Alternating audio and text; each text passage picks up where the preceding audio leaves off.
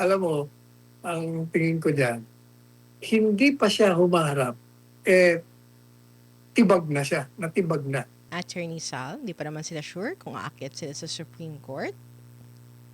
Dapat umakyat sila kasi masyadong klaro naman yan. You cannot be fishing evidence to prove your case. Kinakailangan meron ka ng pruweba na konti that will validate or justify the reason for asking the court to issue subpoena para makita, para lalong mabalidate yung mga akusasyon mo dahil meron ka ng initial na ebidensya. Eh masyadong klaro naman yun. Pagkakaya sa Korte Suprema. Para for once and for all, marami na nakabinbin doon ng mga constitutional issues na hindi pa na resolve. Eh, siguro panahon na para matapos na Mhm. Samantala, Attorney Sal, nako, eto na, na-mention mo kanina, malapit na ang State of the Nation address ni Pangulong Bongbong Marcos at sinabi ng palasyo na nananatiling simple, ngunit dignified ang magiging pagdaraos daw ng ikalimang State of the Nation address ni Pangulong Bongbong Marcos. Ayon sa Malacanang, sabi ni Undersecretary Claire Castro na pinalaga naman ng palasyo yung paratang na performance lamang yung magiging SONA ngayong taon. Alam po ninyo, yung kahumkagan or the hollowness, the emptiness, dun sa mga sinabi ng tagapagsalita, eh makikita mo, dun mismo sa mga pananalita niya, sabi niya, hindi niya naman tinitingnan kung ano ang mga nagawa ng gobyerno ito. Teka muna, ano bang ang ginawa? Ba't hindi mo isinasaysay sa amin? Wala siyang maibigay na kahit na isang bagay na nagawa ng gobyerno. Dapat, if you say that, you have to enumerate, di ba? Parang tama natin, totoo sinasabi. Eh wala, puro generalities eh. Eh, ang katotohanan niyan, ang pinaka malaking pagkakamali ng presidente ng bansa ay yung naganap dun sa flood control projects corruption. Sapagkat sa kanya nagsimula ang katiwalian. Paano? O hindi po ba siya ang gumawa ng national budget through the DBM? And the DBM, bago isumiti yan sa Kongreso, papakita muna sa kanya. So alam niya lahat kung ano mga allocation dapat sa bawat ahensya. So nung makita niya na yan, sinumite. Nung sinumite sa Kongreso, binago ng Kongreso. Nagkaroon ng mga kung ano insertions, mga program, kung ano pa. Eh, binalik ko sa kanya yun eh. Pwede naman niyang, dahil nakita niya na nga, yung hindi niya nailagay, o hindi dapat ginito niya. Hindi niya ginito. Madali sabi, complicit siya. Yan ang matagal ko na po sinasabi. Command responsibility yan. Kasama ka dyan. Kung hindi man sinadya mo yan, eh dahil sa kapabayaan mo, nangyari yan. Ayun, Attorney Sal. Eh, yun kasi Attorney Sal, no? Yung concern nga ng ating mga kababayan, Attorney Sal, baka magsasayang daw ng pera. Wala naman daw sasabihin maganda or wala naman daw ganong kalaking sasabihin, Attorney Sal. Pero syempre, nasa batas yan, Attorney Sal, di ba? Na kailangan na may State of the Nation every year ang Pangulo ng Pilipinas. Alam mo, Hana, yung State of the Nation, makikita mo yon sa lumalabas sa mga surveys. Doon mo makikita kung kontento ang tao, satisfied ba sila doon sa ginagawa ng gobyerno. Pero makikita natin, minus 27, naging minus 15. Siya naman, bagsak ng bagsak ang kanyang rating. O paano mo masasabi na may mga nagawa siya? Sana, mataas ang rating niya. Si Inday Sara, ang taas eh. O, ibig sabihin, yun ang State of the Nation. Disgustado, discontento ang tao. Attorney Sal, dito naman tayo, nilinaw ng Department of Justice na hindi ito inatasan ng National Bureau of Investigation na magsagawa ng investigasyon sa mga ghost flood control projects sa Taguig City na iniugnay kay Senator Alan Peter Cayetano. Ayon sa DOJ, sariling hakbang ito ng NBI bilang bahagi ng mandato nitong magsiyasat sa mga posibleng paglabag sa batas. Attorney Sal? Masyado naman ang obvious na ang pinupuntirya nila ay si Alan Cayetano. At siya ay kasama doon sa plano na tanggalin ang mga senador, pababain ang basis ng pagboto ng 16 o two-thirds. Gusto talaga nila, ibaba yung 24. Ang teorya nila, pag ikaw ay nakakulong, hindi ka nagpa-participate, suspindido ka bilang senador, hindi ka dapat makaboto. Yun ang pilit nilang gagawin. Masyadong halatang-halata. Kasi, hindi po ba iniimbestigahan na yan, flood control project? Marami nang lumabas yan eh. Noon pa yan eh. Tapos ngayon, kinakalkal na naman nila. Ibig sabihin talaga pinupuntirya mo yung mga senador. O, hindi ba? Ito si Robin Padilla, gusto nilang i-demanda obstruction of justice. Pero maliwanag ang batas. 24 ang mga senador. Hanggat hindi namamatay yan, hindi tinatanggal yan sa pwesto by expulsion or by being convicted. O kaya naman, hindi yan nag-resign. Yung 24 palagi yung 24. At doon kukunin yung two-thirds na 16 na vote.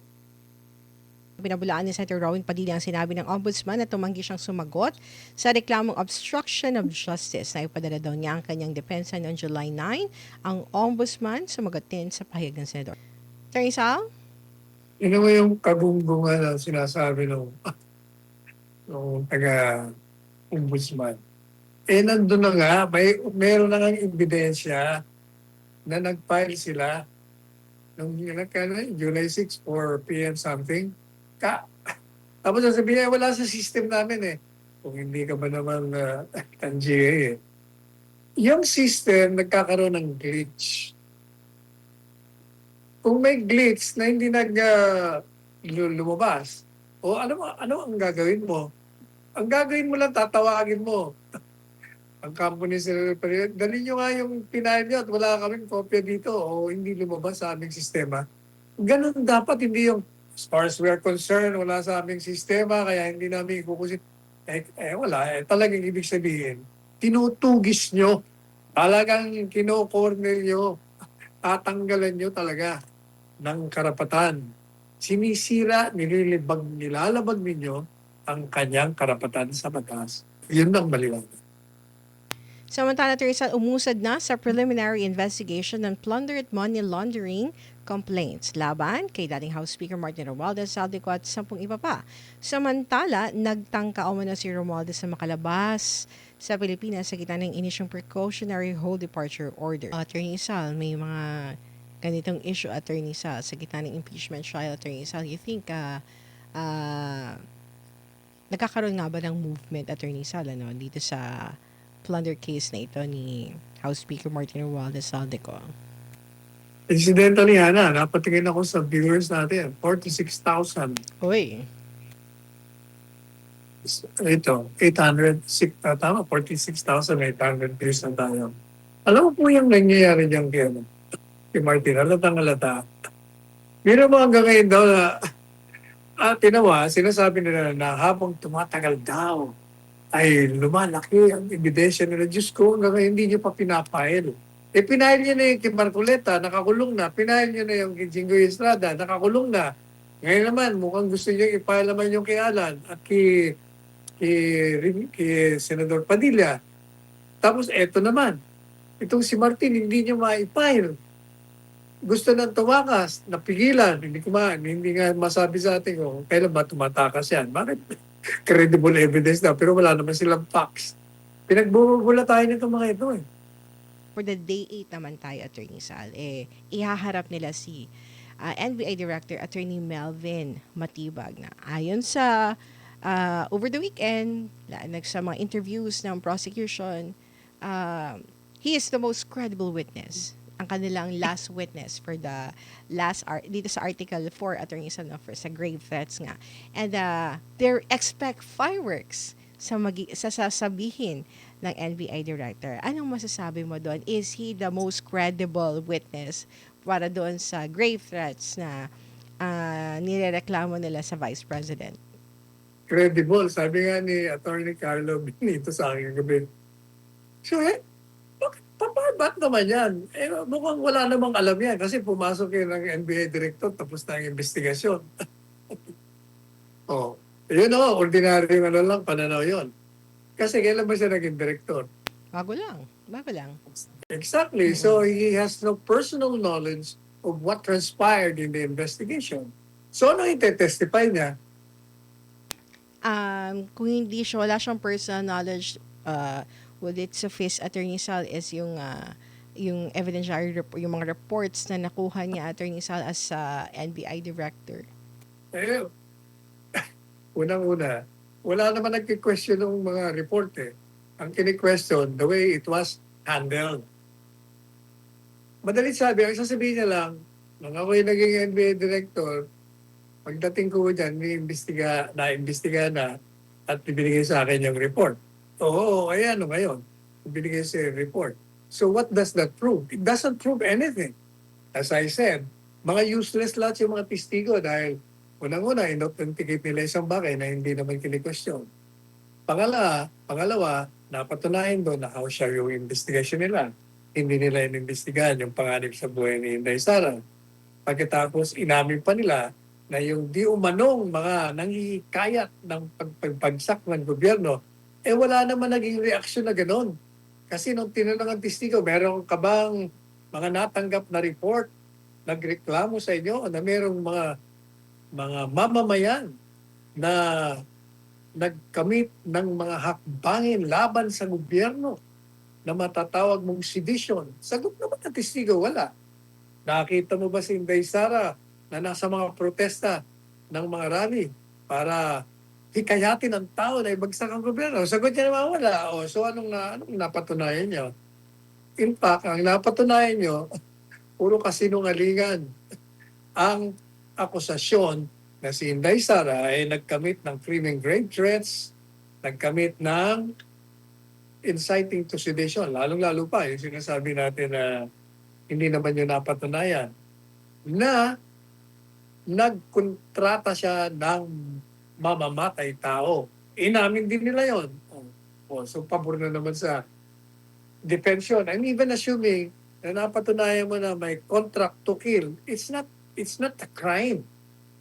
Alam mo ba na yun? Kahit na ikaw nakipagkontrata, napapatayin mo ako, halimbawa, kakontrata mo si Carlo, hindi krimen yun unless you commit overt acts towards the realization of that plan. Kung plano lang, wala. Kasi sa ating batas, meron lang mga pagplano o sabuatan na pinaplano mo palang krimen. Halimbawa, inciting a conspiracy to commit sedition, conspiracy to commit rebellion, conspiracy to commit kudita. Yan ang mga pagplano pa lang, krimen na. Pero ito hindi. Attorney Sal, kasi pinag-uusapan din ng, hindi naman na-discuss na natin, Attorney Sal, yung tungkol dun sa ruling ng presiding officer na ngayon kay Matibag naman, no? Ang iniisip din kasi ng mga tao, pag sinabi ng prosecution na fireworks, at sinabi mo rin naman your questioning na bago lang naman siya dyan, wala naman siyang personal knowledge, no? What if kung kasama sa testimony ngayon ni Director Matibag yung hawak na nila, yung umano'y kinontract ni Vice President Sara Duterte na papatay sa presidente, the first lady and the House Speaker, kung may mangyayari nga sa Vice President. Gaya sinabi ko hindi ba inamin na nga nila na hindi nila nakita yung kontratang pagpatay kasi sinasabi ng testigo, tinatanong siya. Gaya nga na sinabi ni Risa Ontiveros, wala naman kayong preba na she contracted an assassin. Hindi man sagot ng abogado. Tinignan daw nila ang katotohanan. Imagine, the truth now of the contract to assassinate or to hire an assassin, makikita rin dun sa bilang vice presidente, hindi naman siguro siya magsisinungaling. My goodness, ano ba yan? Komedya ito eh. It's a comedy. But you think uh, may agam-agam ba si Director Matibag na humarap sakaling ma-raise din yung mga i-question nila yung like Senator Judge Cayetano na kasi nga gustong i-connect si Senator Cayetano doon sa SEA Games, 'di ba tayo yung nag-host noon na yung there was and nagkakaroon pa ng spat between Senator Cayetano and Senator Panfilo Lacson sa social media na ah, bagay daw sa payata si Senator Cayetano kasi dun sa mga flood control, ghost projects, so on and so forth. And you think pwede makontempt si Attorney Matibag sa kali magkainitan mamaya doon sa pagharap niya sa impeachment trial? Palagi ko, unang-una, labas yan sa impeachment, yung mga binanggit mo. Malayo yun eh. I don't think na isasama nila sa direct. Pag sinama nila sa direct yun, lalo sila may problema. Siguradong ma-objectan yun. Yung sinasabi, alam mo, ang tingin ko dyan, hindi pa siya humaharap, tibag na siya, natibag na. Pag siya ay humarap sa cross-examination, lalo siyang matitiris, lalo siyang matitibag.